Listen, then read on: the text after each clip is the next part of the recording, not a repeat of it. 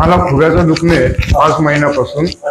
तर last time मी डॉक्टरांना दाखवलं, ते बोलले का गोळ्या औषधं घे, नाही तर त्याच्यानंतर तुला ऑपरेशनची तयारी करावं लागेल. आज आम्ही गणपत मावळ तुमच्याकडे आलोय. आज मी पहिल्याच तपासणीमध्ये मला 70 ते 80% असा फरक जाणवतो. आज पहिलं मांडी घालायला किंवा नाही, मांडी घालायला त्रास होत होता, चालायलाही त्रास होत होता. आता व्यवस्थित वाटतंय. मानेपासून तर पायापर्यंत मुंग्या यायच्या, आता एकदम व्यवस्थित वाटते. 90%. मानेपासून तर पायापर्यंत पूर्ण अशी नस आखडली नाही राहत तसं व्हायचं. आता पूर्ण मोकळे झाले ना. आताच्या हातामध्ये जवळजवळ 75% फरक 75%. अच्छा अच्छा. हात वरती जाताना इथं जरा चमक वगैरे जास्त लागायची. हाताचं म्हणजे हाताच्या हालचाली होताना सुद्धा जरा चमक वगैरे लागायची. आता ते बंद झाले.